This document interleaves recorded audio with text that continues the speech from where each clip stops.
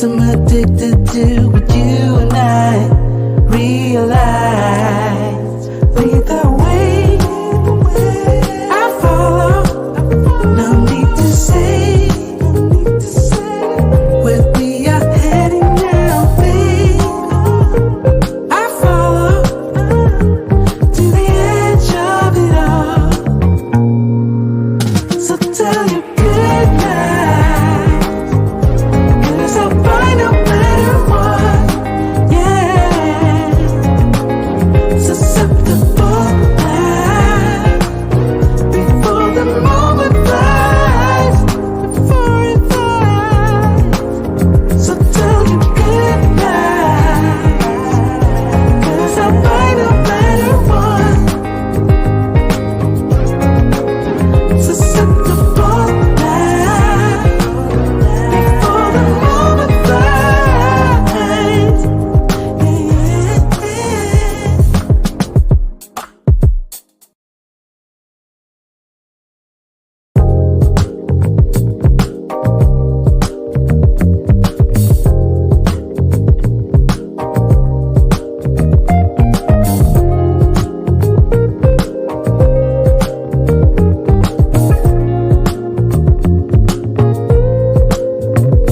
In this moment, yes, I cannot say what's wrong or right. No, it's not hard to fool me. No, 'cause I'm addicted to the good life. Yes, yeah, lead the way, I follow. No need to say where we are heading now, babe. I follow to the edge of it all, to the edge of it all. So tell your good night, 'cause I'll find no matter what. Yeah, susceptible now before the moment flies. Ooh, so tell your good night, 'cause I'll find no matter what. Ooh, susceptible now before the moment flies. It's not a problem, no, 'cause I know what I'm getting into. Yes, yeah, and nothing can stop me. No, 'cause I'm addicted to what you and I realize. Lead the way, I follow. No need to say where we are heading now, babe. I follow to the edge of it all. So tell your good night, 'cause I'll find no matter what.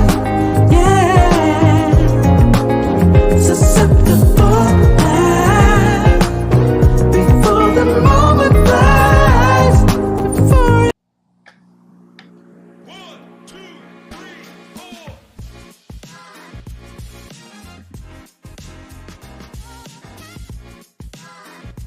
Hey, I'm Murph. I'm the maintenance man. What's up, guys? It's Shay. I'm the girl, and it's International Women's Day, and you guys all have to be nice to me today, so there's that. Welcome. Oh, Rob, your mic is not, I mean, as much as I enjoy not hearing you. Oh my gosh. There you are. The pizzazz I had on my intro was, oh Start my over. gosh. No, Start can you over. just do like a little redo? Because I'm curious. We're going to redo how it, guys. it Hey, was. guys. No, see, now I don't feel it Ah, anymore. it's fine. Scott Stapp would have never made that mistake. No. And look, I'm wearing a tank top. And Scott Stat. Look, I have a little bit of Look at your chest hair. hair. Yeah. Right? Looking Guys, good, I'm proud man. of it. I'm proud of it, guys. Thank you, everyone, for joining us on another episode of the Waiting Table Podcast. where we have roundtable discussions about the hottest topics in weight loss with, of course, the coolest people from the bariatric community. I'm Rob, we got Murph, we got Shay, and we got you guys. So grab a chair, wind down from your busy day, and take a seat at the table. We got a super exciting show tonight. Murph, how about you start us out with introducing our special guest, and Shay will start us out with something fun right after. Absolutely. I'm like really excited about this episode. Our guest tonight is joining us from Los Angeles, California. I'm just going to jump right in, guys. I'm just going to start right in. He is the author of the book, All the Reasons I Hate My 28-Year-Old Boss. He is a two-time Emmy-nominated TV producer who has worked on shows for Netflix, Disney Plus, Peacock, and Fox. He also spends way too much time and probably money on hair care products. Please welcome everybody, Philip Andrew Barb. Oh, hi guys. What's up? Oh, Okay, I'm just over here working look on at my the hair. volume. Oh my Oh, god. snap. I love it. I love tried, it. but I couldn't get it. Sheesh. Am I too loud? I'm always loud. No, That's you're good, kinda- man. That's You're kind of my good. thing. Perfect. Shay, great to meet you. Murph, great to see you. What's up, I don't man? know who this other guy is because he didn't do an intro. I Nobody have no does. idea Oh my who he gosh, is. I know. And I am so angry that I didn't get the memo that we can wear tank tops. I totally would have came in here with a tank No, top I know. I wore one because I change. saw your last video. I'm like, dude, like when I saw you walking with your shirt off, I put a shirt on. I don't man, like. dude. I looked around and I put a shirt on. I was like, I'm always ridiculous because I'll leave the gym and like it'll be like 50 degrees off and I'll take my shirt off real quick and I'll do my little motivational videos getting home and then I'll like put the shirt back on and everyone's like, what is wrong with this guy? And then also we're getting ready to go in. I threw up the virtual background. See, my hand is disappearing. yeah, man. And I forgot like green is not like I'm a TV producer. You would figure that I would be better about not wearing green when it's green screen. But it was too late. I didn't want to miss the show. I'm excited to see you guys and dive into things. And Slowly Murph, throughout it's the- just awesome to see you, buddy. Hey, Slowly likewise, throughout man. the show, Phil, just kind of start like kind of Take your shirt off, man. and then by the end of it, you'll just have your shirt off. I think. I mean, you guys, Murph, did you not prep them on who I am? Because You don't have to ask him twice. No, totally yeah. No, I didn't tell them just anything. slowly Phil. just rolling up the There sleeves. you I didn't go. tell them anything. And then as you slowly start rolling the sleeves, all of a sudden I get sleeves that rolled. That's so We're no, getting man. fancy here. No, No, and I'm excited to kind of to dive in and talk with you guys. So thank you very much for having me on. Hey, it's our Yeah. pleasure, man. It's good to see you. The green, for some reason, the green shirt. You're not a floating head. We can still No. see the shirt, so that's it's pretty cool. And But I mean, rocked my Sparty. Yeah. That's all. You know, I had I my had to rock. on. I had my on, and I was like, I wonder if I didn't want to match. So he opted for the cardigan. He's good, Opted Mr. for the Rogers and cardigan. stuff. Went with the, I'm. That's I good. need to be warm. Yeah, I'm free.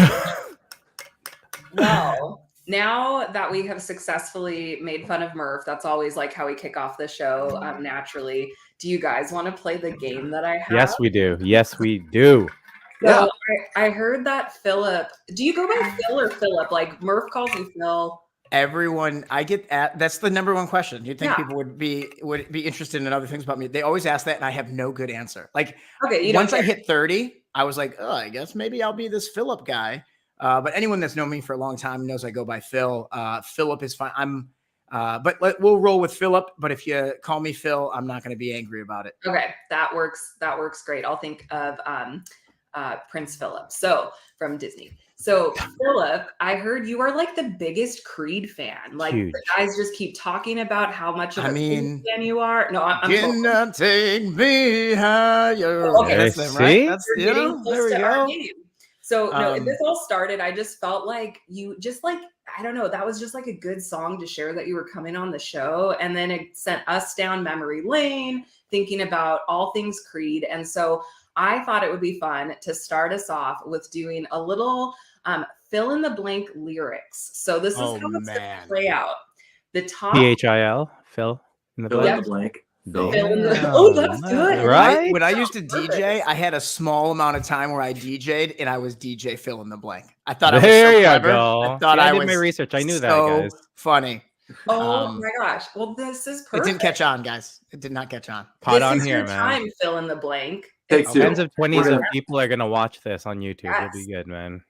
So how it's going to work is I'm going to play the song, And then when I pause it, I don't know. I guess I haven't thought of this all the way through, but when I pause it, if you guys want to, you can just come in as like a choir to finish it. Yeah. Or if you guys want to, we could do like the let's just do it as a choir. I just want to hear all of your voices. Okay. So I want you guys to fill in the lyrics once it stops. Are you guys ready? We're jamming. Oh, wow. We're getting serious. Rob, We're jamming. Phil, We're getting ready. Phil, grab your guitar. I'll grab my virtual guitar. Grab your that's virtual guitar. behind me. Right. You know what's funny? Real quick, I'll tell you, this is Spacing so it out. ridiculous. Just because I know anyone that is watching this is like, why does this guy have a virtual background? This is actually a Picture photo of it. Yeah. of my actual place that I used to like. I used to always, that was the background I used when I wanted to have like a nice looking background. And then I got so annoyed with always having to like turn my desk, because you know that's not how I would set up my office, right? Like I got my office where I'm looking at the nice stuff and everything behind me looks crazy. Yeah. And then I just got so sick and tired of always having to change it that I would just actually took a photo of my office, put it behind me. But it normally, I mean, like, so I've got, you know, my name is up there on the little thing. But yeah, and actually the guitar isn't there right now. It's in the, I just took it in to get, it's at Guitar Center getting maintenance and set up. And There you go. but you 100% need to play, Rob. So I'm excited. 100%. all right. Are we ready? Let's play the game. Yes, we are. Okay. So when I pause it, you guys, so if you want to sing with it, you can to kind of get a flow going. That's okay. Yeah. But when I pause it, you guys need to finish the lyrics. Okay. All right. Push All play. right. Let's start. All right. And you'll have to tell me if you can hear it. Okay. Oh, that's easy.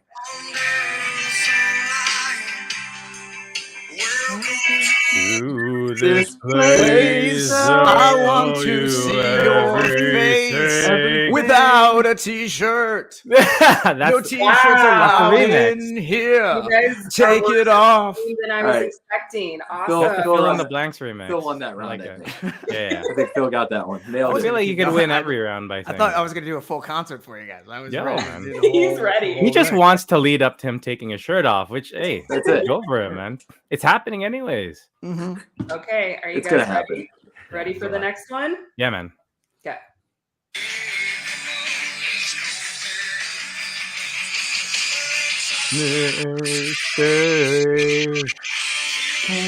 Take me higher. To the a place where blind man sees. See it? Wow, Oh, that man. was Oh, great, man. guys. Dr. Chivers coming in with the cowbell. Yeah. Yo, he is. All right, let's do one more. Are you guys One more. down? One more? One Okay, more. Ready? Hold on. I gotta cue it up here. I gotta get it to the spot. All right. I'm gonna make this one a little harder. A little Okay. harder because you guys are doing pretty good. Because it's been so easy up to this point. Okay, ready? No return. Do.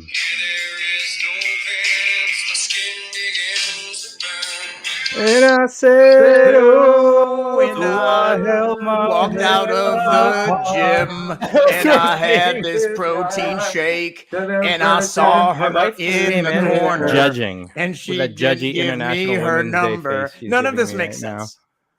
Wow, And then she's like, hey, bro, lamesies. All That right. was beautiful, you guys. Thank you for being the first time members on Creedioke. That was beautiful. Creedioke. Well, we only did it for you. Happy Yep. Women's Appreciation Day. That was my Yes, only wish, and you guys granted it. So Thank you. Thank you, Shay. Thank you. Yo, that's awesome. All right, we got some funny comments rolling in. Awesome. Yeah. Well, I think that's it. We can be done for the night. All right. Thanks, guys, It very was all- much. Yeah, I we'll see appreciate you it, next guys. time. Thank you so Thanks for much. joining It us was- on it was, another it was a pleasure. episode of- It was a yeah. One pleasure. pound at a time. So, Phil, I was just saying we were on happy hour right before this, which is our 15-minute to sort of get to know everyone, introduce someone from the bariatric community to everyone else who's jumping on Instagram. And I was saying, for me, Murph and I started this about, 6-7 months ago. And I did not ever think that we would have a 2-time, nominated producer on the show where it started with us like talking about poop and all the other stuff that You didn't we even know like Murph had cool friends like this. I know, we were just like, hey, look at this guy. This guy And has one cool day, videos, one but he day looks I'll sort of have weird. a cool friend on, and you guys, Right? One day Oh. he's working up to that. I'm the intro. No, I mean, me and Murph go. I mean, we go way back, man. Way back. I mean, way back. I don't even like I feel like inline skating. Roll, yeah. We You would know, play. like We would play right there on. Was it not McKittrick? What's the street that you? Oh man, You and Kennard.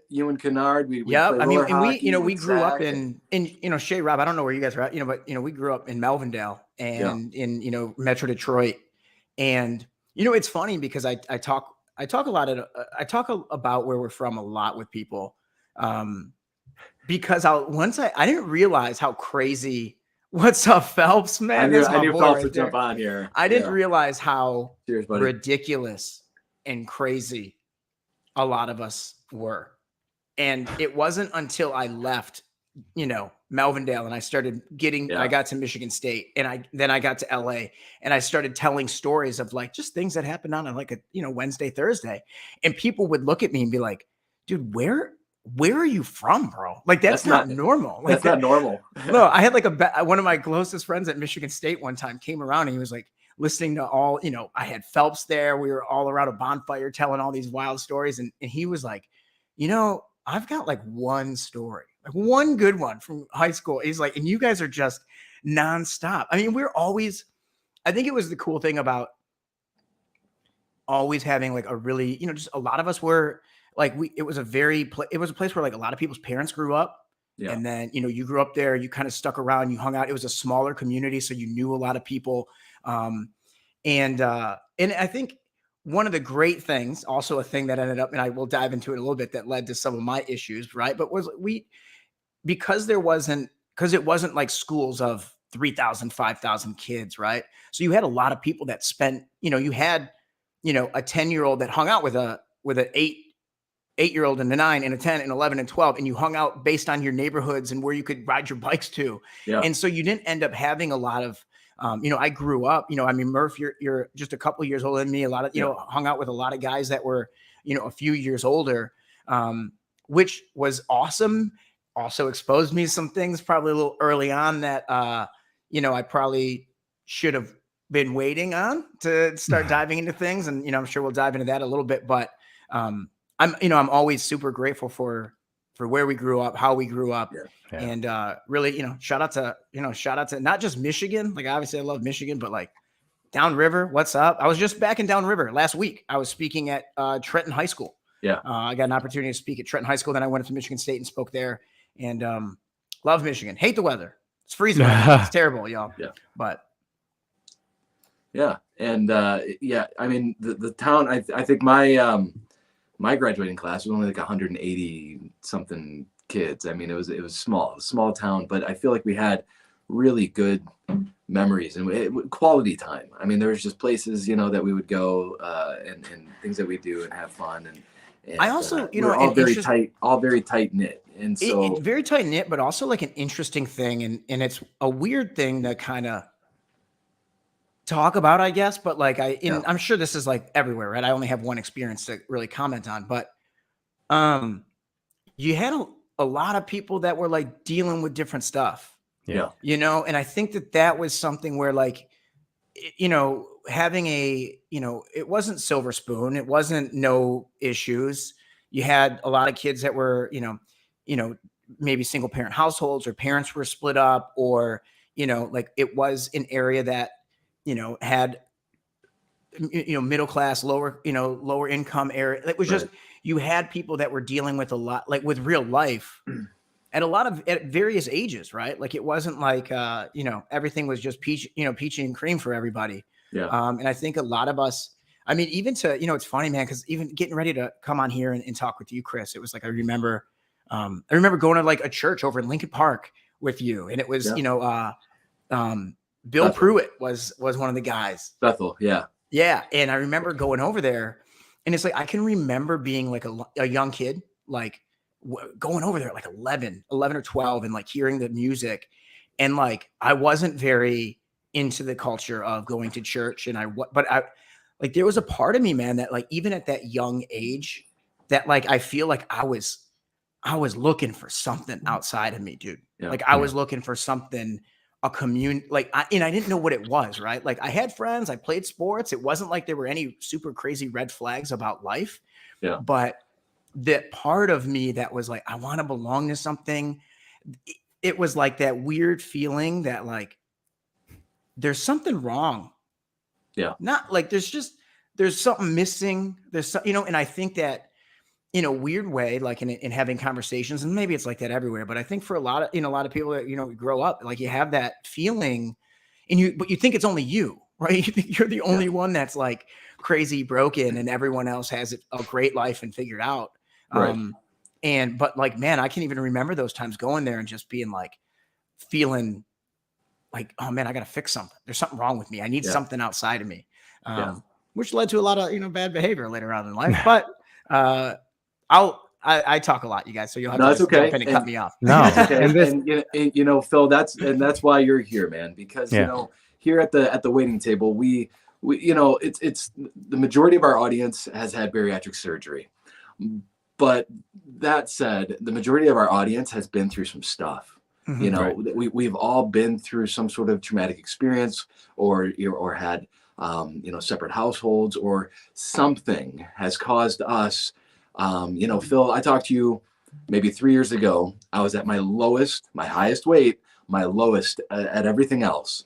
And I talked to you and I had this conversation about how you had battled this addiction that you had. And then it kind of dawned on me, just from the conversation I had with you, I realized I've been battling addiction my whole life as well.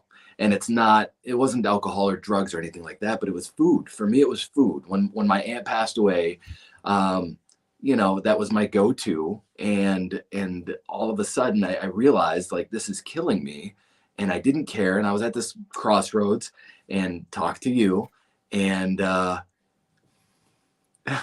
it's too soon to cry. I'm not going to do it. I was going to write it in the no. comments. Honestly, get back up it's there. not too soon, bro. No, Like let it out. Yeah, man. No, but Phil, man, it means a lot to me to have you here, because this is a real like full circle moment where you were one of the first people. There were like a good handful of people that just like came around me all at the same time, and you were definitely one of them. And kind of snapped me out of it. And I realized, like, I'm not the only one dealing with this stuff. Like, Phil, you weren't, 464 pounds, but you came to a crossroads in your life and you had to make a choice and a decision.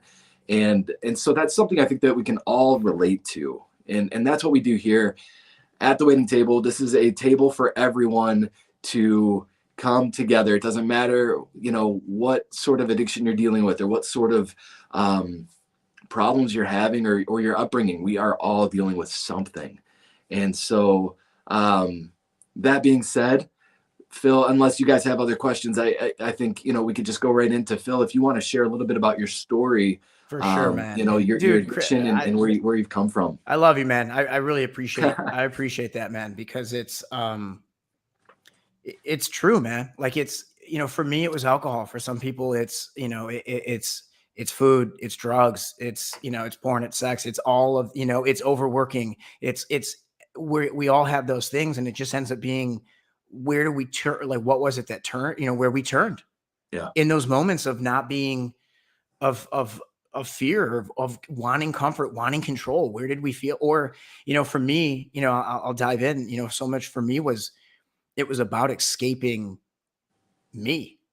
I think, growing up in our community, my mother was involved in school board. My father was on the police force in, our town. And so I kind of always grew up feeling like, we mentioned a guy named, Steve next door. His dad was the mayor, right? Yeah. There was this part of you that felt like, like I needed to be the perfect kid. Like I needed to be the cop's kid. I needed to be the school board member's kid, the neighbors, like hanging with Steve. It was like, you guys got to be, represent something. Yeah. And then all the pride that came with being from where we were from. But then I still, like, all those guys, dude, you guys were older than me. I was insecure. I wanted to be cool enough and funny enough and smart enough to hang with the older kids and, didn't want to get made fun of, and I wanted to fit in. So it's like, I'm trying to like be cool with you guys. And then I'm trying to be the perfect kid with my parents and in school and like all in the natural perfectionism of wanting to be the best at everything.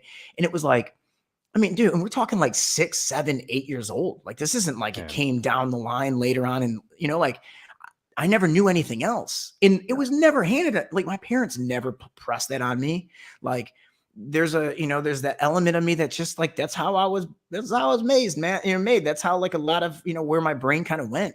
And, so for me, it was like going through school, kind of having those moments of trying to fit in, being insecure and fitting it on the outside. Right. And everything on the outside being very, very, you seem like a normal kid, normal childhood, great family, all these things. But deep down, having that peace we talked about earlier, that just didn't feel right. That didn't feel whole. And I was always in my head about trying to be, like I said, the cool enough, the funny enough, and like hanging around the older guys when everyone was kind of 14, 15, 16, started drinking and smoking weed. For me, I was like 11 the first time I ever got drunk, and so there's a part of me, it was like, it felt cool to be like with the older kids and felt like you're being accepted by them. But it was for me, who was always in my head, always concerned about what other people were thinking about. And it turned it off. Yeah. And that's what I became addicted to. I didn't want to think. I didn't want to be concerned. I wanted to not care. Yeah. And it was like, that was really what I wanted to not care. And so in a weird way, right? Like everyone talks about like praying and meditation and like being present. The only thing that made me present was drinking. Yeah. Because any other time I was in the future, I was in the past. Yeah. And so I'm drinking. It's not right. Obviously, I always talk with my dad because obviously he knows I do a lot of podcasts. I tell my story a lot, and he's always, I try to have to like beat up on him because he's always bummed. He's like, man, I can't believe I didn't know. It's like, bro, I was 11. Like, who's thinking, right? And it wasn't like it was every weekend, right? But that seed had been planted of that's where Phil goes, or that's an option. In a way that I didn't have other options. I didn't have I didn't have 19 other tools that a therapist had given me when I was 11 to deal with my issues. I had one, and it was drink, it was forget, and it was just move on. Yeah. So fast forward, get into school, get into middle school, get up to high school. And when I'm 14 years old, so a sophomore in high school, my mother was diagnosed with cancer. We had a year-long battle with her. She passed away 11 months after we found out, a week before my 16th birthday. So you've got a kid now, right? I'm 15, 16. I'm sad, lost. I don't know how to actually be real vulnerable. I know how to give you rehearsed vulnerability. I know enough to tell you all the right things. Oh man, it's really, it's unfortunate. It's really sad. It happened, bad things happen to good people, but we just got to remember the good moments. And I'm really going to just, honor her and in my head, I'm so pissed because you don't understand what I'm going through. And I felt so alone, and I felt like I needed to do it all by myself. And I genuinely felt like I needed to just move on. It was like, I genuinely felt like, okay, just move on. And so you have all that going on, but what's the one thing that I knew that I could do to escape in my head? So I would drink, right? And when I drank, all I wanted to do was I wanted to be Stifler in the worst way, right? Like I wanted to be that guy that was fun and entertaining and wild and would do the thing you didn't think he was going to do. Yeah. And that's, and then where that ended up kicking off for me, right? And the crazy thing with all of this, right, was still keeping that outside performance up. Right. Was still keeping got to Michigan State, got on the dean's list, was able to graduate Michigan State in 3.5 years, a semester early. So it was like, I'm doing all these things to try to be an overachiever and show that on the outside I'm okay, when deep down I was still really sad and lost and didn't know what was going on and didn't know how to communicate it. And then, I was also in a, and I think this is the tough thing is when you're put in environments that kind of encourages it, right? Like I was in college, I was in a fraternity we're all drinking. No one seems, Right. like it's, we end up getting around friends that participate in activities that we like to participate in. And, no one, it has to get really bad before anyone starts making comments. Right. So for me, it was like 18, was drinking and driving, crashed my car in Detroit. 19, got arrested again at Michigan State for, minor in possession. 20, got arrested again at Michigan State for minor in possession, and was still going through all the, some of the things, hiding some of the stuff from the family, some of this, they knew. One time, dude, in Melvindale, I came back one time and I was like driving around drunk, and I almost hit a neighbor. And I actually don't tell this story that often, but I almost hit a neighbor, and the neighbor came over, and I didn't know who it was. I was so drunk, I didn't know who it was. I tried to fight him in front of his family on my street in Carroll Street, and it was like my parents were like, dude, you're done. Like they had to cut me off financially. Like they were scared to get me out of school. And I was like, it's crazy to think now, right? Because when you're in it, it's so easy to justify so much stuff away, right? And it's easy now to look back and connect so many dots, right? Like, of course, dude, you were a kid going through grieving, and but when you're in it, you don't realize that. You don't connect all those dots of why you're doing the things that you're doing, why you're being self-destructive, why you're harming yourself, why you're doing things that you even know are not good for you, but you're still doing it. And, I graduated Michigan State, got ready to move to California. And then 11 days before I moved, I got a fourth arrest. I got a DUI, no joke, right across the street from where my dad and stepmother got married. Right. It was like, it was like 25 feet away. It was ridiculous. And I got pulled over from the newest cop on the force that didn't recognize the last name, and it was like, and it was able to finally stick. And I finally got I couldn't hide behind anything anymore. I love it. I don't know if you guys can hear it. Right. Hear Yeah. the siren, bro. Like it was, who has the sound effects playing? I did. love it. I did. I'm in LA, so it's definitely on my end, probably. No, it's on someone's end, but yeah. It's so funny. But I think it was and so then that kicked off, that kicked off the journey for me of getting sober. And, I'd love to say that, I'm a scam artist, dude. I'm a cop's kid. I try to think of everything through. So I'm going to the court, and I'm going to go to AA because it's going to look good on my court card. You know what I'm saying? I'm going to go through, and I'll go, it'll get my parents off my back a little bit. There was a little piece of me that knew yo, dude, you're messed up. You need to get some stuff figured out. But I was 22, man. I didn't know how to ask for help. I didn't know how, we didn't have all the conversations around mental health and addiction that we do now.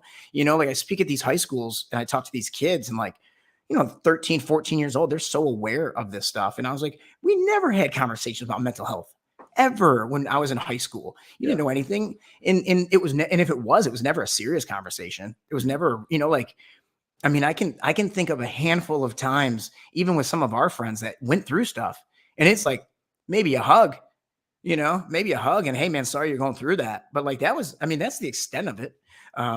And also, and just shout out to any of the parents that are listening.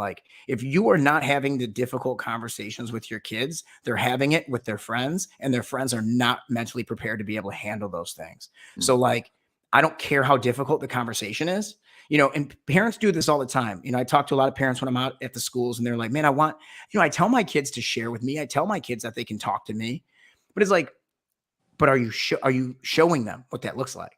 Or are you just saying that to them? Are you showing them what actual vulnerability and authenticity and real conversation looks like? Because if you're not modeling the behavior, they have no way of learning it.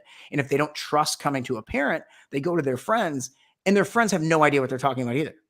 Hey, shout out to a lot of, 13, 14, 15, 16. I'm not taking any life advice from a 15-year-old, Anyway. That was my little rant there for a second. But so basically I got into AA, got sober, started to really uncover a lot of the stuff for me that was a lot of the root cause of things. And totally. Yeah. My mother passing away was there, but I had a lot of stuff, man. There was a lot of stuff and I'm sure you guys all relate, stuff when you're 5, 6, 7, when you actually go back and you start looking at, for us in AA, we do step work, and you go back and you rewrite all your entire inventory of everything in life. And I went back and I was amazed at some of the emotion that I still had attached to things that happened to me at 7, at 8, because it's so foundational of who we are. Yep. Absolutely. And until we go back and are like, wait a minute, dude, do I still trust that 7-year-old's brain to like I'm 37. Should I be like listening to little Phil about how this person made him feel and how he made up this story of who he needed to become in order so he would never get hurt again? But we do it all the time, I'm going to stop talking and let you guys ask some questions, because I can go on and on and on. I'm just coming off a speaking tour where all I was doing is talking. So let me stop. I love it. Love it, man. Yeah, it's awesome. And I think that is a big reason why we thought that you would be great for the show is a lot of the things that you're talking about, especially how some of this behavior is so foundational and deep rooted in us. I have this conversation all the time with other bariatric patients or people just getting into it or people new. I just did a reset and people were asking me about what a dietary reset would mean for me. And, I've been about 2.5 years into my surgery here. And people ask questions. I'm like, it's also fighting 30 something years of poor habits that we grew up with. And for me, coming from an immigrant family, a big part of it is like, oh, always finish your food. You can't have an empty plate. You got to finish all that. And so you do that. And a lot of times we don't think of the behavior, or we only think of the behavior, but we don't correlate that with the experience or the emotion or everything else that comes with it. And I think that a big part of my success, and I'm sure a lot of the other people's success and yours as well, is being able to have a better relationship and understanding with some of the things that you had to go through and really confront them, as opposed to just sort of take it at face value. So, yeah. I mean, I always remember like when I got to AA and people were like, welcome to AA. We're going to ruin drinking for you. And it was that idea. I was like, I learned too much about why I was using it to then want to go back. I will, and I'll say, look, I haven't had, eating issues, but like I've always felt, like cold turkey alcohol is an advantage that I had, that people, that you guys still have to eat food. It's like, I don't know how it would have worked if it was like, Phil, you can have 2.5 beers every single day, but nothing more, nothing less. That's what you need. You need between. That would have been really difficult, And so I my heart goes out, and I have so much respect and appreciation for your guys' community and what you each have done and what your community is. And it's, one of the, I don't even know if this correlates somehow, but one of the biggest things that I talk with a lot of people about when they're newly sober is this, like, what do I say? Like, how do I explain this? Like, do I got to tell everyone I'm sober? I don't want to have that. Like, what do I drink when I go out? Like I have and I always tell them, I was like, hey, just have one good line. All you need is the one good line that like sets it. Hey, it's for health reasons or whatever, tell what it is, but like have that line ready. Yeah. But I have to imagine that it's got to be very difficult when you're trying to make that a life change and you're trying to explain it to people that just, right. Like for us, it's like, well, can't you just have one? For you, it's like, well, can't you just do it in moderation? And it's like, oh, thanks, bro. Never thought of that. Like, I really appreciate it. Like that you simplified all of my traumas into like a very simple, like, oh, great. Thanks. I'm cured now, it's awesome hearing you bring that up though, because,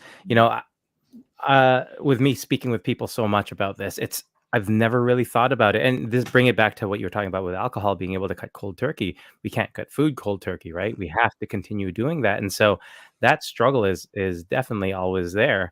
And that's such a great point because, a lot of people talk about how hard it is to manage everything and with us having to eat regularly all the time and in social settings and what you talked about, always have a good line. It's tough too, because I think there's a big portion of the bariatric community who still don't like telling people that they've had bariatric surgery, because there's always the stigma that bariatric surgery is the easy way out. We talk about that a lot here because people don't understand.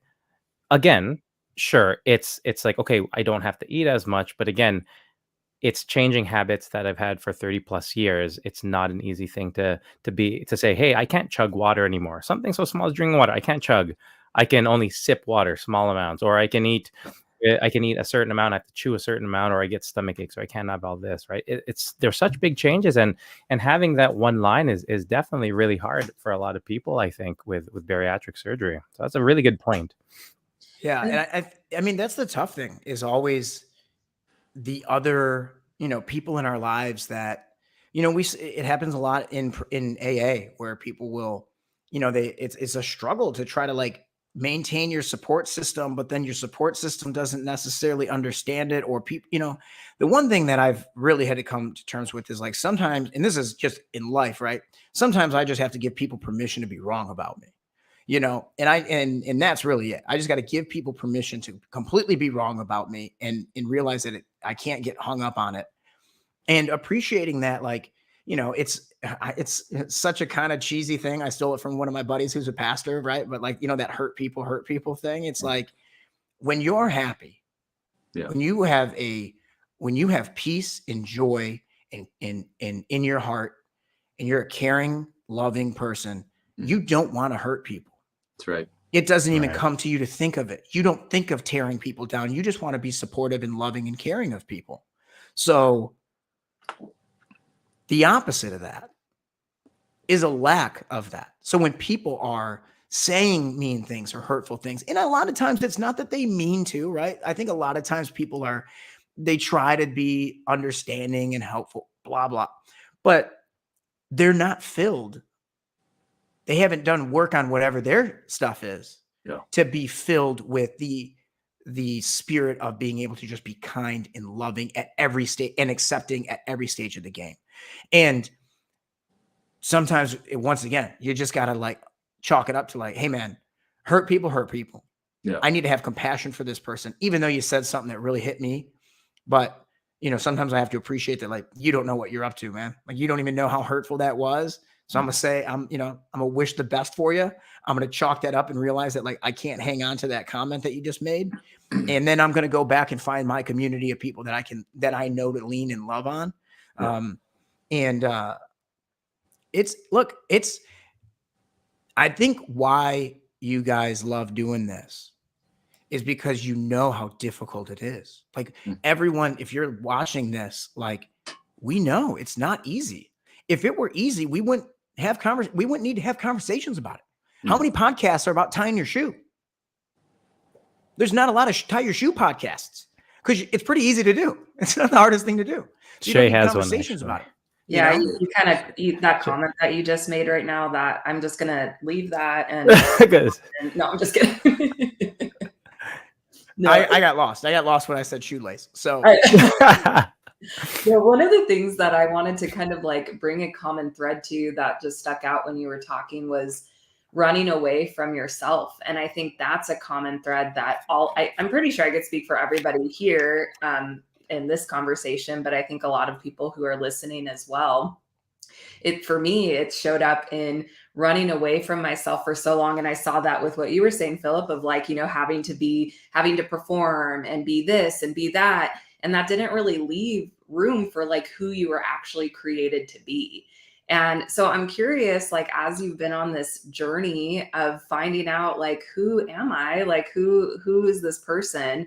How has that felt? Because I know for me, I just had my surgery a year ago, and that was really the catalyst of learning that for myself. And for me, it's been really like scary and really cool. And so I'm just curious for you, because how long has it been since you've been sober? I think you said like 15 years. Right? Yeah, 15. It's been 15 years. Yeah. So was that kind of your catalyst to learning kind of like who you were more, and how did that feel? Yeah, I mean, it definitely forced me to be asked a lot of questions that I had never even thought were questions that needed to be asked, for sure.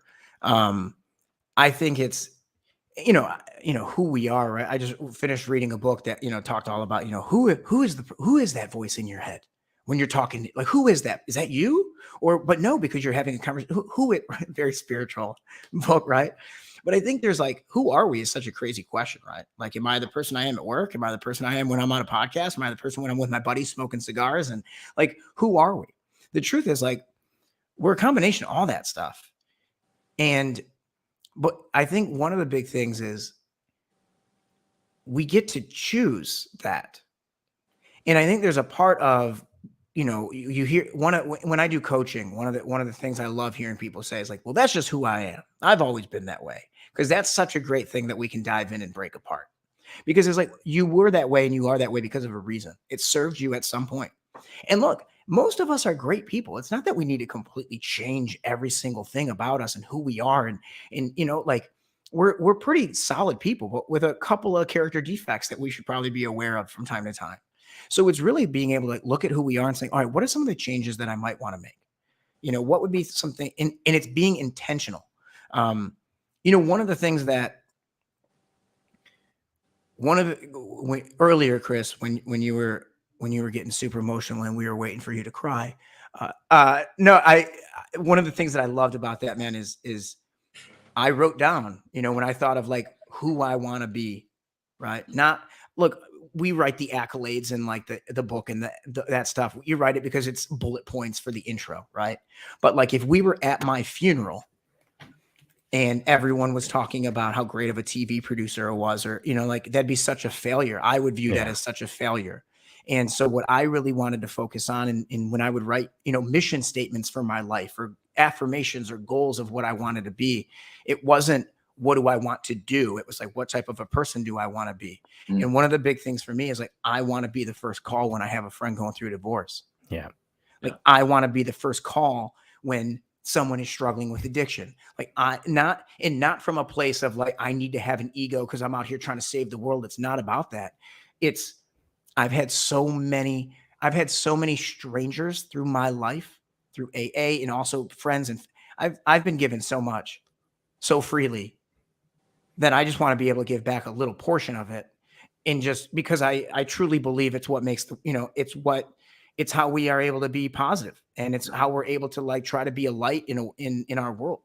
And that's what's important to me, is being able to be the type of person that somebody can like reach out to on IG, or that they can, hit me up. And that is, like, I don't know, I guess you say like, who am I? Like, well, I hope I'm him. Like, it's that, like, I hope that's who I am. I hope that,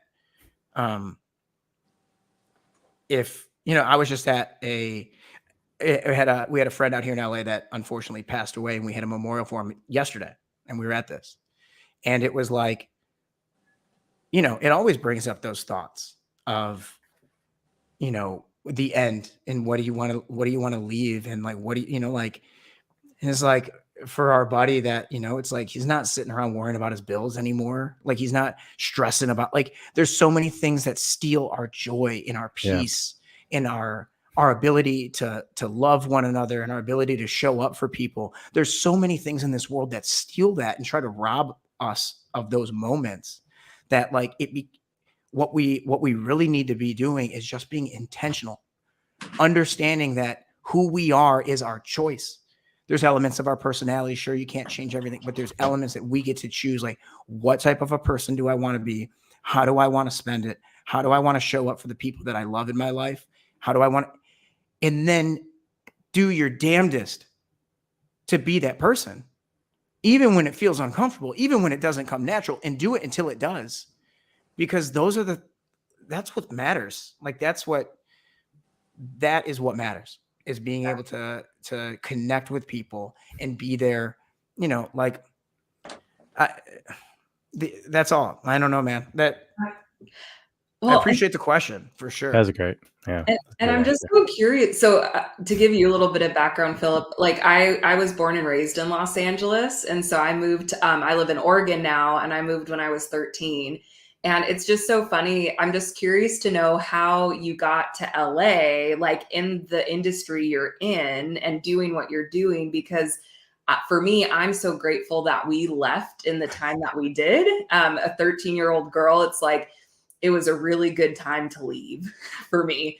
And now I go back and visit a lot and stuff, and it's like different, but I'm just curious because it's like, it seems kind of interesting that your story that you've had, and yet you've ended up in LA, where I guess I've just heard more stories of people starting in LA, having their struggles, going somewhere else. So like, how did that all unfold? I mean, I talk about, I'm so grateful for that DUI.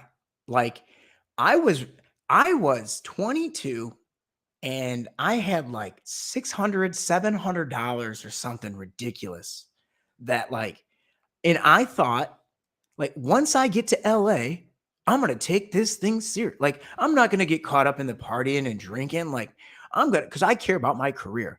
I was drinking like 5-6 days a week when I was in, like it was more than just the recreational thing. Like if I had not gotten sober, if I had moved in, like my parents talk about, like they were terrified. They were terrified for me to move out there at that time. I would have gotten so wrapped up in the LA mess that destroys so many people out here. That year of sobriety that I got, I got in trouble. I had to get sober. And then I, had a year basically until I left and moved out to LA. And it was like that I'm so blessed for that foundation. And you see it all the time, right? People like move locate. They think they're going to run away from their problem. Like, oh yeah. Like they think their problems don't cross state lines. You know what I'm saying? And it's like, but yeah, I would have been in a mess. And so like getting out to LA, it was, I will say like having that sobriety, it helped, like being able to like find a local sobriety here. I really leaned heavily on like the Michigan State alumni group and just trying to do anything that I could. I had never been west of Wisconsin. I didn't really know when I did finally move out, I didn't even have a place to stay. Like I did a road trip with friends and we did like a 13-day road trip. I got to Chicago and called the girl that I was supposed to stay with. And she was like, oh, sorry, you can't stay here anymore.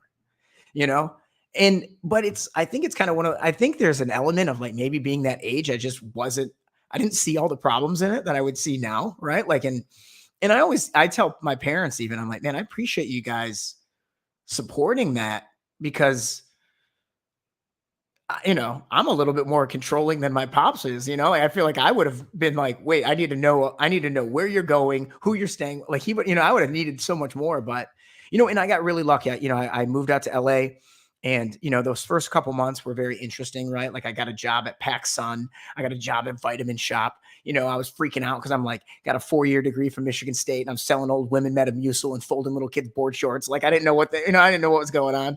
And, but, I would go to the gym and then I would go play basketball and it was kind of rinse and repeat. And then I would just tell people, hey, the one thing that, I talk with a lot of the college kids about this when they're doing career prep and, like I met a guy playing basketball and he asked me what I did.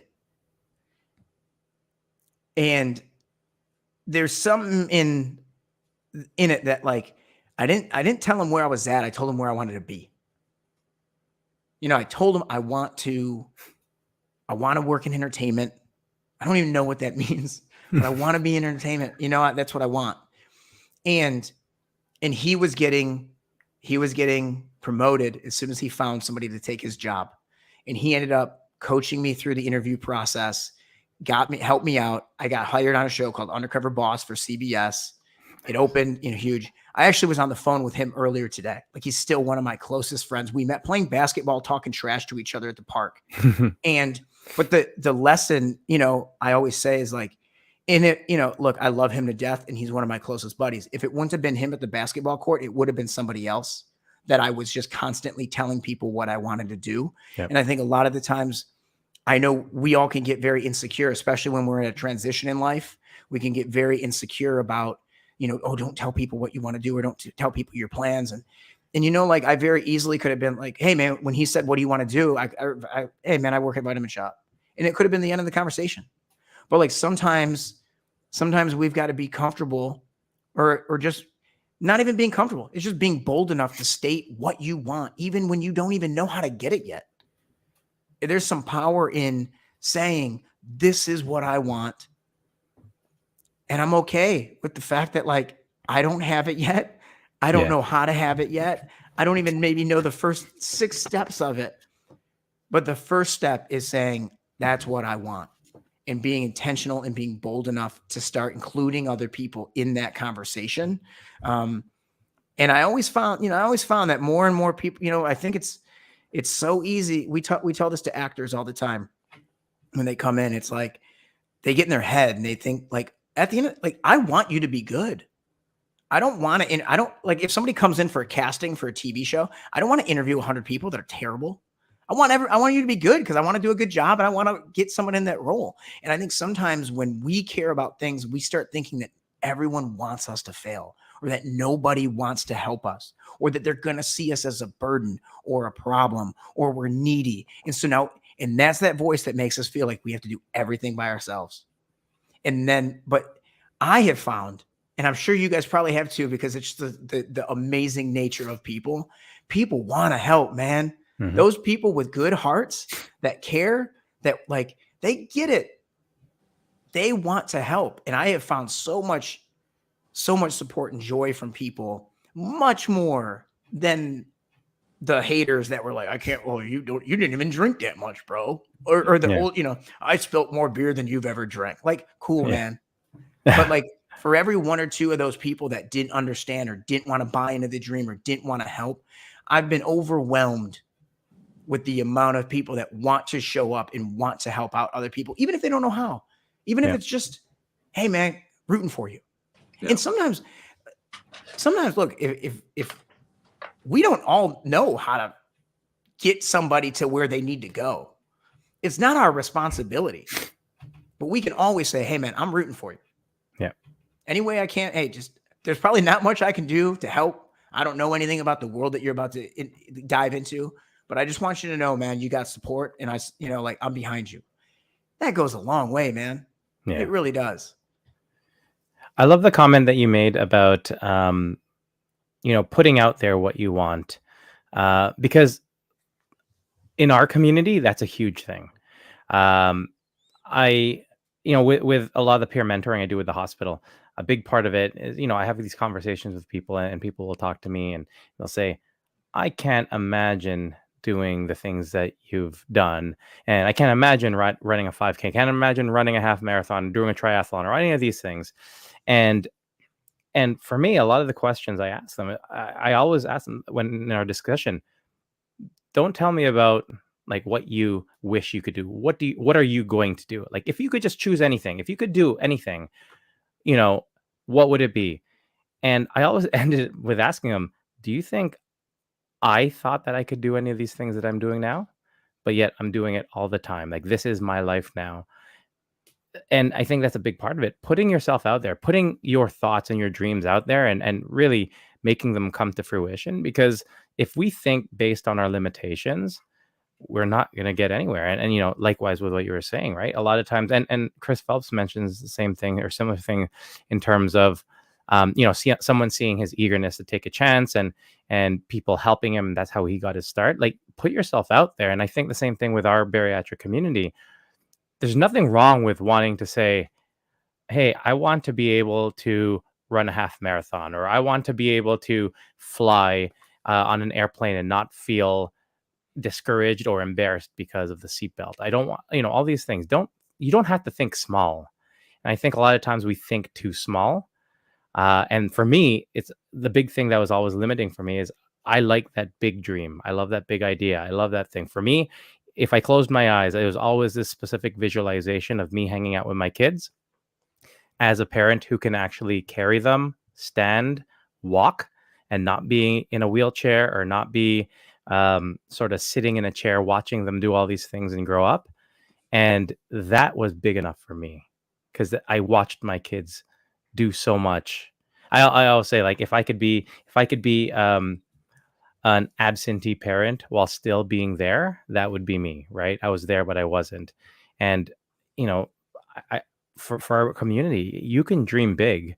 You can do any of these different things. You're the limitation there, right? And how you think.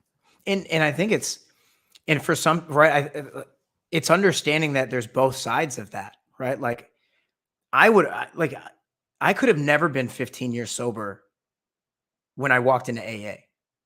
Like that wasn't even on my head of like, oh, like if I were trying to get like, it would have been too much pressure. Right.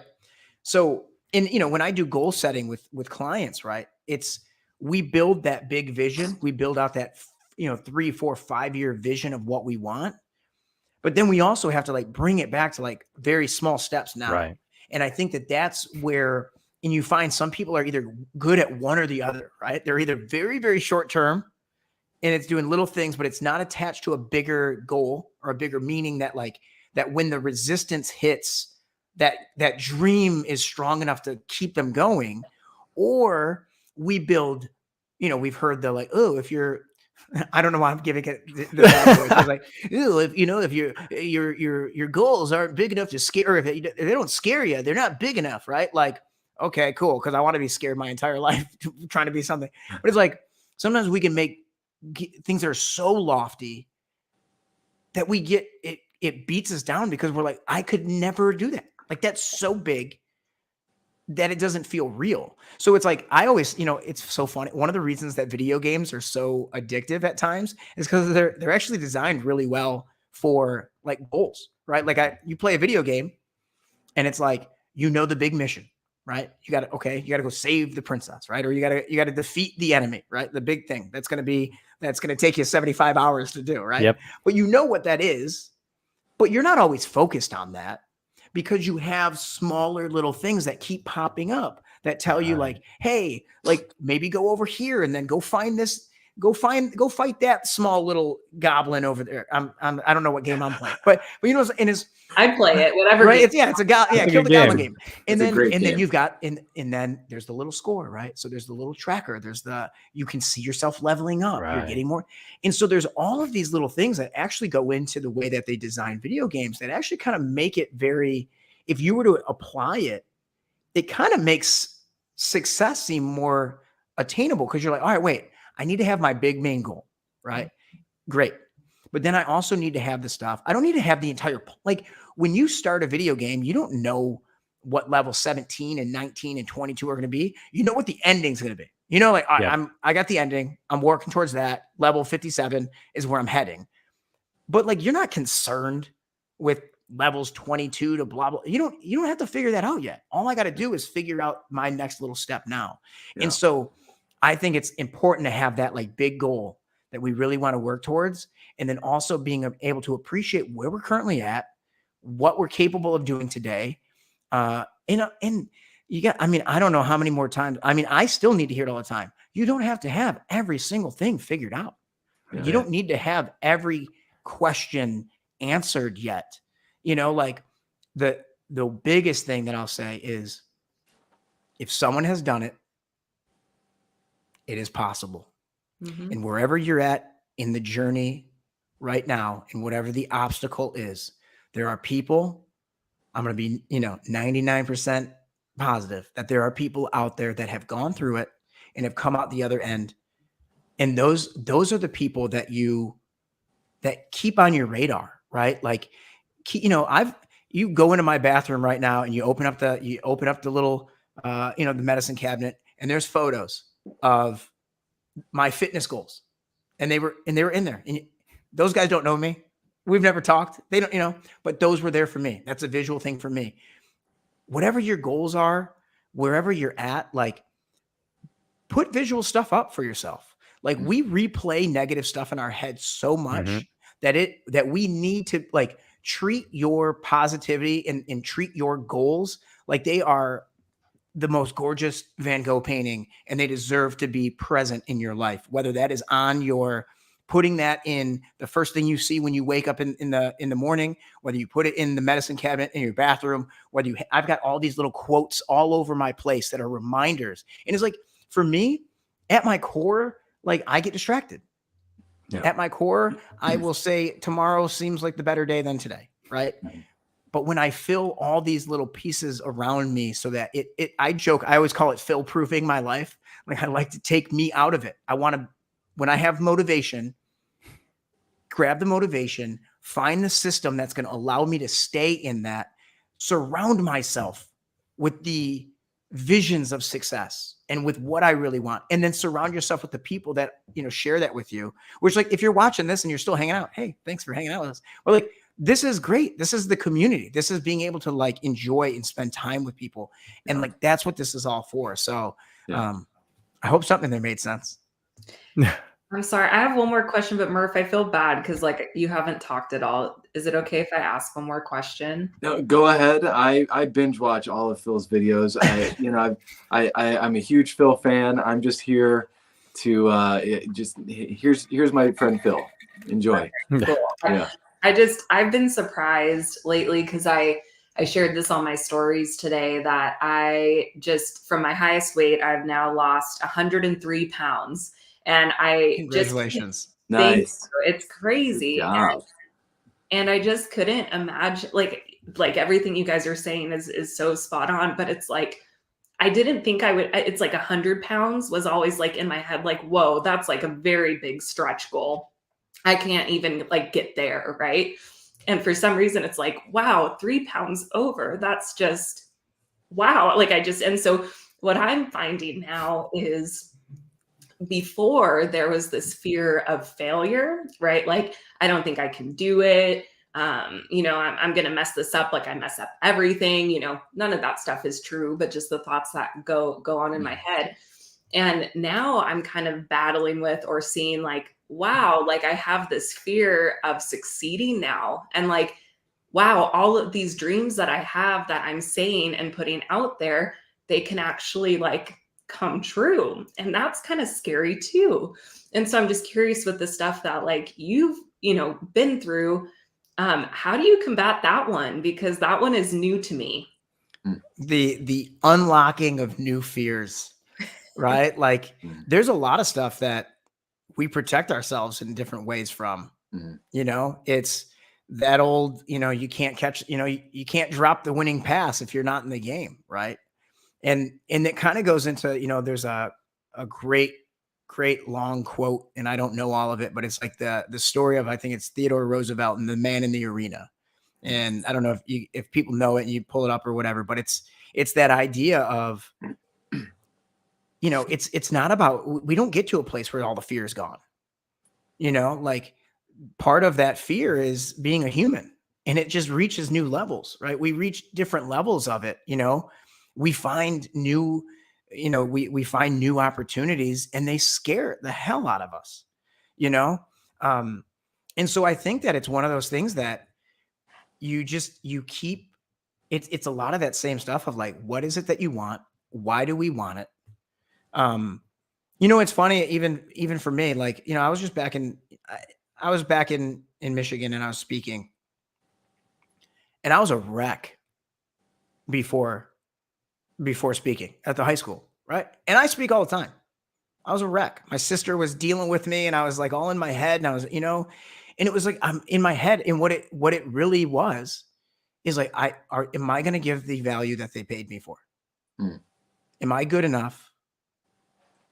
Are they going to like, it's the same fears of little me. Am I good enough? Am I worth this? Am I worth the amount they're paying? Am I, it's all of that stuff. And it was like, once I got out there and I had the mic in my hand, I was fine. Right.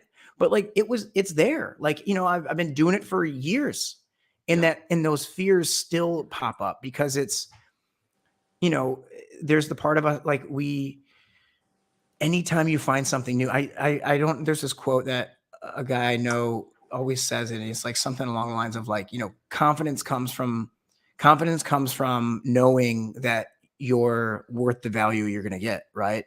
And when we're being on the smaller end of ourselves, and we're not having our back, and we have the little, whether it's the low grade self-hatred, or the distrust in ourselves, or that fear that we're always going to make a mistake, or that we're actually not that good. Yeah. Fear creeps in, doubt creeps in. It's real easy. And then where do we go? And then we try to escape that feeling into whatever the thing was. Yeah. But what we learn now is like, okay, it's a feeling, and it's coming from somewhere, right? We talked about, who am I? Yeah. That came from that isn't me. Like, how do I let that feeling come in and go? How do I talk about it? Maybe journal about it, share about it, and then understand that, you know what, other people have done it. Whether that's like, for some people, it's whether it's wanting to write a book or wanting to start a business, wanting to get on stages, you know, wanting to create an online course, whatever it is that you wanted, or just wanting to be, you can do it. It's just finding time to get out of our own way. And like, yeah, like I said, I mean, to that point of like, how do you deal? Like, I still have it at times, right? There's my sister, you know, could tell you a whole thing of like, she doesn't, you know, there's always times where I'm like, man, I don't know if I'm where I'm supposed to be yet. Or I feel like I got more to do, or like, I haven't done anything, or and she's like, dude, what is wrong with you? Right. But like, I still have that part of me that's like, the book wasn't a big deal, or like, I don't, but I know other people that work on TV shows. It's not, it could be a better TV. I still have that part of me that wants to absolutely, the only words in my head are swear words. I'm running Say through. it. You know, can do it. Right. It's like everything. I always want to shit on what I've done. Yeah. Yeah. It's never good enough. It was never done. It could have been done better. Yeah. You could have cut the grass better. You could have raked better. It's not true. Mm-hmm. You know, we learn how to, like, look, the one thing that I learned through, you know, program and I'm always waiting for the magic door that I walk through and there's no problem on the other end. I know the door doesn't exist. I get frustrated that the door doesn't exist, but like, no one thing is going to be the answer for us. We're fucking human. Yeah. We're humans, you know, and crazy stuff goes on in our heads. And one of the biggest things that we can do is appreciate that. Yeah. Like, wait a minute. Am I having a human moment? Am I having a human moment right now? Because it's like, I want to be a robot. I want to just laser focus. No. And we hear it. And here's the thing. We hear it all the time. Our social media, the people we follow, right? They all have the answer. They're all very confident. You follow my plan and here's the 6-week course and you're going to blah, blah, blah. Like, we all get insecure. Yeah. We all doubt ourselves. It doesn't mean that we're not meant for greatness. It means that we're a human being. And what makes us, and that makes us, you know, that can give us humility. That gives us the ability to connect with other people. Yeah. You know, and I think that is whenever I see those, I'm like, how do I shift this mindset right now into something positive? How do I understand that, like, as much as I hate admitting it, I'm a human. Yeah. And I'm going to have self-doubt. I'm going to not show up. I'm not going to perform all the time the way that I want to. I'm not going to be 100%. Like, I can't be perfect no matter how bad I want to try. And then even when my brain says, I know that I can't be perfect, but how close can I get? Right? Like, that's still perfectionism, you know? Yep. The more and more we learn about ourselves, the more and more that we share that with other people, we realize that, like, you know, it ain't a bad thing to be a human being. It's pretty cool. You know, it's a pretty cool thing. And even just hearing that is like, it gives me peace. It's like, I knew all of that, right? Yeah. I know other people feel that. And it's still really helpful to hear it a lot of times from different people often. Yeah. And Murph's second cool friend also said, you know, Shay, what would the version of you 4 to 5 years ago say about where you are now, right? And I think it's a good thing to sort of remind yourself, right? Like, a lot of times it's very hard for us to accept and appreciate who we are right now and all of our accomplishments. But that's always a good way to sort of take into context sort of where you are and everything that you've done. So you should be proud for sure. Yeah. It's funny thinking about that question. I feel like 4 or 5 years ago, Shay would be like I would be unrecognizable to her. Yeah. She would think it was a different person. Like, no way, that's the same person, and, in a cool way.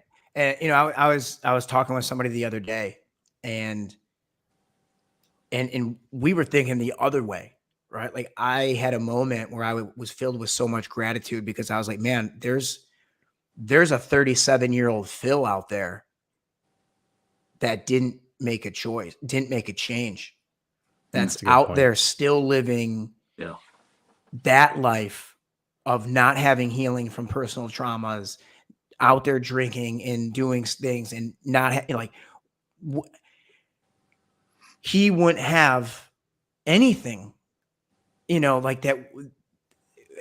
It's like to be able to understand that, like, it's so often that we think of ourselves from the other end of how much Yeah. better we could be, or how like the perfect version of I used to always joke, like, there's this phantom Phil, the best Phil, the Phil that never makes like, you know, my life is marching down the thing to where the one day where I meet him and he defeats me and it's the saddest thing ever, right? It's like, right? That's the end of the video game. That's the That's big the end of boss. the video, right? And Yeah. the truth That sounds is, really annoying. I don't right? like Phantom Phil. I like Yeah, Phantom Phil's crazy, right? But then I had to have that moment where I was like, wait a minute, no, like, wait, I'm Phantom Phil, right? Yeah. I'm the one who did the work, had the support, leaned into the change, got uncomfortable. And it's like the one thing, I'm a big quote guy, obviously, as you can tell. But I butcher them. I'm not good at, I love them, but I'm not good at actually delivering them right. It's like you're the uncle at the cookout. Right, exactly. Yeah, let me tell you. And But there's a quote that says, like, you know, when you do the hard things now, life gets easier. And when you do the easy things now, life gets harder. Hmm. And it's so true on a long enough timeline. If we're always making the simple choice or the easy choice, we're setting ourselves up for some pain and some frustration down the line. Mhm. But when we can take moments now and we can make decisions that are uncomfortable, that might not be what we want to do, but when we make the hard choices now and we do the hard things now, life gets easier for us. And so wherever, you know, anyone that's still watching or wherever you're at in your journey, just, you don't have to have it all figured out. You don't need to have every single plot line and knowing how it's going to be, but know that your goal can be real and it can be attained, and you can start making some small motions towards it. And you've got people in your corner, and there's people that want to have your back as you go through this. So I hope that you guys will, you know, jump on board. And look, and here's the other thing. If you're watching this and you're on the other end where you've, like, share your damn story, That's it. show up for other Absolutely. people. Like, I am at my core, I always joke, like, there's a bit of me that is still a self-centered little kid that wants to feel special and wants all the attention, right? And if I am not, I joke that I serve selfishly, because if I'm not out serving other people, Phil becomes the most important thing in my world, and it's all I care about. And suffering is the obsession with oneself. And so people are like, oh, you do so much service stuff, or you go and you talk to this and you do that. I have to, because I know me, and left to my own devices on a long enough timeline, you know, it starts getting real grim and it starts getting real small and self-centered. So, like, get out there if you're in a position, and look, we're all in a position to be able to serve people, right? But, like, please don't diminish your story wherever you're at. Don't diminish it because because you didn't lose as much as somebody else, or because oh, well, they did that thing and I don't have the bullet points to say. We all have authority, and it's based in our humanity and us being humans. That is where our authority comes from. It's not from your Wikipedia page, you know. And I am not going to be a person that reaches everyone. Yeah. And we don't have to be. Yeah. We cannot be all things to all people. There's going to be people that are inspired by you. There's people that look at me and think I'm like just a cheesy bro who talks too low. Those aren't my people, but that's fine, because I have to know who my people are. Yeah. And so wherever you're at, just know that you can be inspired. You can be inspiring for others. And that all comes from us just being, like, taking a second, right? Stripping away all the other stuff of, like, who we are, what we're supposed to be, what we have, what we don't have, who we know, who we don't know, and just be a human connecting with another human, and allowing that kindness, that love, that joy, that community to be built. And when we do that, we can do some really, really amazing things with others and for each other. Well said. I can't think of a better place to leave everyone off tonight.